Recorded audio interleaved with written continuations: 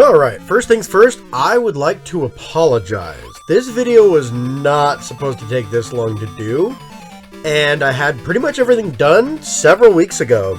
Unfortunately, it was just recording the lines that was the problem. See, last week I actually got sick, and talking wasn't the strongest suit that I had. I'm still not 100%, but I'm doing a lot better this time around. So, let's talk about Sonic, shall we? And what a track record this has been. So, Sonic on the handheld is, so far, an interesting history. Realistically, Sonic 1 and Sonic 2, the 8-bit, as well as Sonic Chaos, all had versions on both the Sega Game Gear as well as the Sega Master System.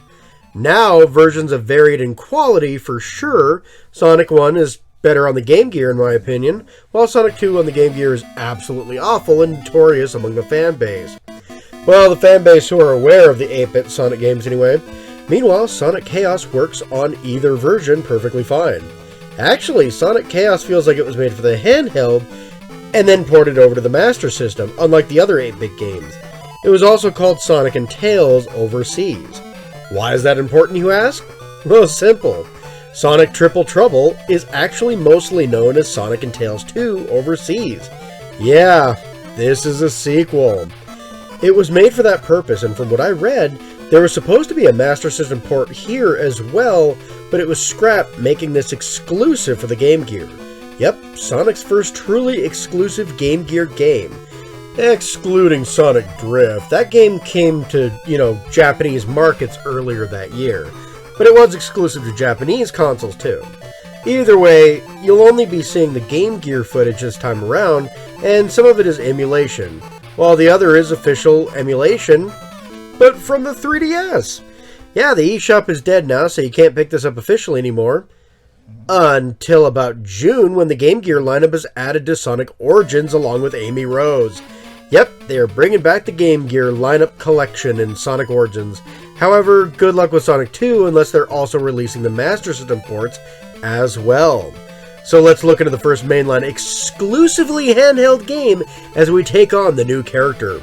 Let's do it. Let's take on Fang the Sniper. Well, oopsie, this is my bad.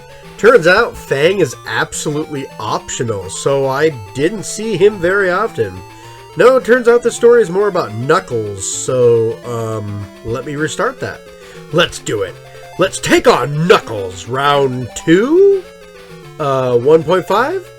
Either way, Knuckles and Eggman are working together again for some reason.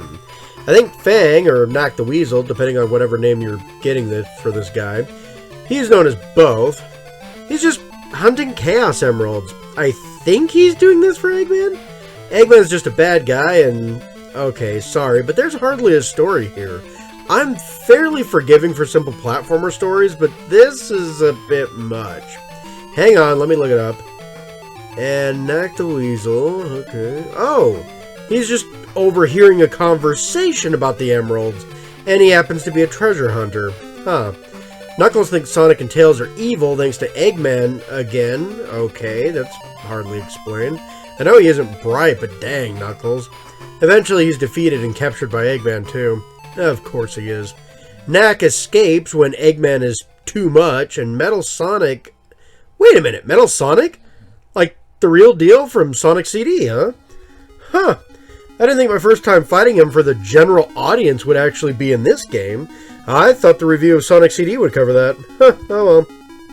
Look, this plot is dumb. Eggman actually has a Chaos Emerald and somehow tricks Knuckles again, while Fang, or Knack, is just there. I still don't know about him either. His name is considered either Knack the Weasel or Fang the Sniper. He has been canonically addressed as both. No reasons given for the name change, at least from what I thought. But it does turn out that his name was changed in Japan as Knack, and Knuckles would be too similar. Then he was kept as Knack here in the United States. Then he was named Fang later on in both territories. Now he's known as both, so there's that, huh? Also, he's a wolf-weasel hybrid, which is kind of interesting. On second thought, maybe this is exactly why he doesn't show up very often. Well, after that mess of a plot/story, let's look into the charm and presentation of the game. Yeah, looks great. Yeah, probably the same engine that made Sonic Chaos. Look, for an 8-bit game, this game looks fantastic. The only real issue here is the music, which isn't too bad either given the hardware. However, the soundtrack all kinds of blends together personally, as this is a Game Gear we're talking about.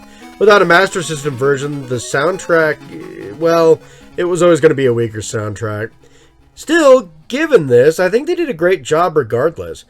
Robotnik Winter Zone is not a bad listen by any means. The boss theme isn't terrible either. Hell, none of it's terrible. It just sounds a little high-pitched due to the Game Gear sound system. Fang's track, however, is pretty decent overall, and Metal Sonic's track just absolutely sucks. Guess it's pretty balanced. However, the looks are a different story. Fang and Knuckles looks great in the 8-bit hardware, and even Metal Sonic looks pretty damn decent. The boss fights all look really cool as well. The levels are recognizable between each other, and overall, the badniks are all somewhat understandable based on appearances. Yeah, this is great. The game looks fantastic given the hardware, and the sound is good as it could muster, I think, though a bit shrill at times. As for the gameplay, Sonic and Tails returns as playable characters, hence the title being Sonic and Tails 2, but I don't think that matters too much. Tails' flying did absolutely nothing for me in this game. Playing as Sonic wasn't too much different either. Both of them have the spin dash, and Sonic has the super peel out from Sonic CD. I've mentioned that game kind of a lot now. Look, I'm not going to say that super peel out is redundant, as it has some use, but it mostly is a speed boost, which the spin dash works perfectly fine. I mostly played as Tails if I'm honest, and honestly, flying was okay. It helped out a few times, but mostly I relied on the spin dash to handle things. Tails also can't fly from the air, much like the last 8-bit game. He has to be at a dead stop and look upwards first. This is how also the super peel out works. As for basic movement, it's a bit stilted, but it works fine. About as much momentum as the Game Gear could muster, and you can ball curl after bouncing off a spring. Normally, springs leave you vulnerable, but this time you can ball curl off a spring by pressing the jump button while you're in the air. It only happens briefly though, you might want to remember that. Sonic or Tails don't stay curled, so if there's a foe, like, the first boss fight, where you have to do this with, you'd better get the timing right. Speaking of timing, good luck with the boss fights. They can be a bit picky on the timing, from Knuckles to Metal Sonic and this stupid ass train.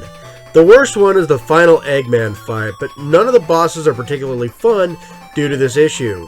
Eggman is a beast in this way. Don't get me wrong, most of the boss fights are perfectly manageable as long as you get the timing down, but the final boss fight is incredibly picky with that timing. Dodging isn't easy since the game suddenly expects you to predict the future, as Sonic and Tails don't dodge as fast mid-air in this game as they do in other games. Still, overall, the levels are fine. They have a tendency to drown you with rings to make up for the shortcomings that occasionally spring up. There are a few levels in which not being able to see a lot around you can indeed kill you, but with the heavy abundance of extra lives, this shouldn't be too damning. However, as mentioned before, there aren't many places to take advantage of Sonic and Tails uniquely. The first few levels have some locations that, messing around with Tails is really fun in.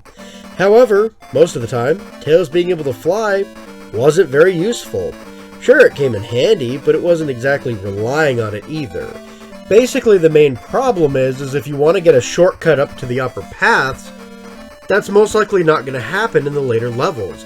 There's a ton of things that block Tails from getting to those higher areas, meaning you have to find the path naturally anyway.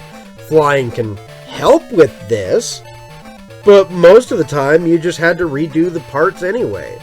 Still, having multiple paths is great, and probably the closest we've seen to actually replicating 16-bit Sonic games.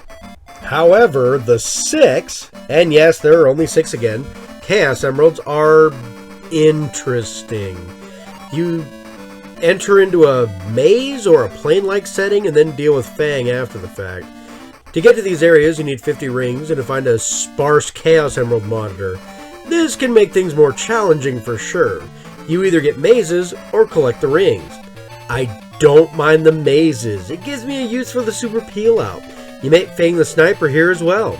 I didn't get one of his boss fights here though, as I couldn't even come close to collecting all the rings in the plain section. These are hard as hell. You need to be damn near pixel perfect right on top of the rings, which you can't even tell because of Sonic's big ass head, before you even collect them. This matched with the plane's low speed equals frustrations. Oh my gosh.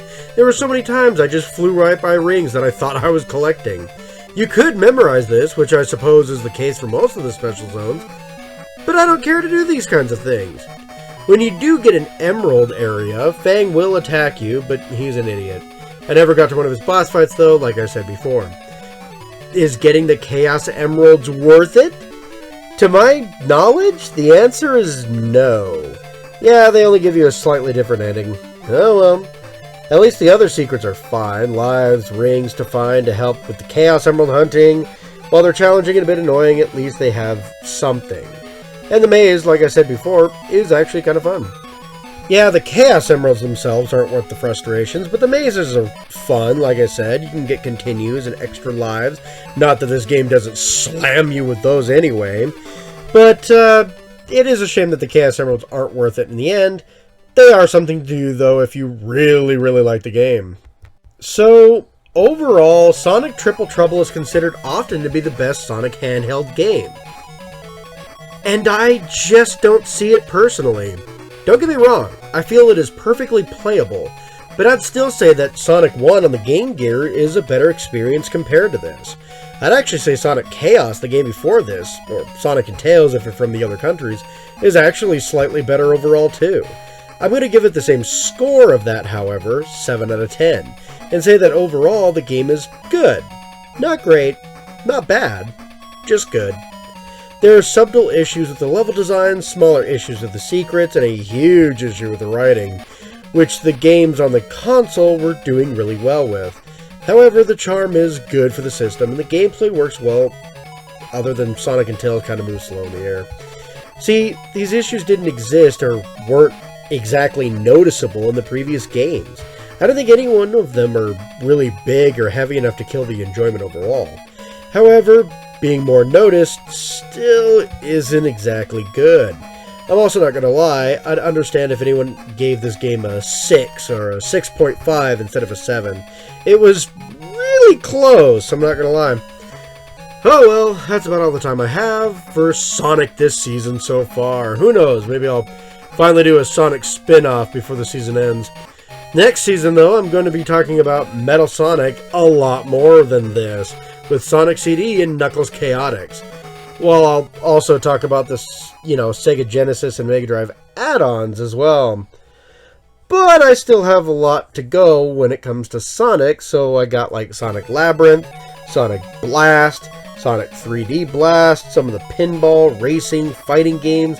There's still a lot of Sonic.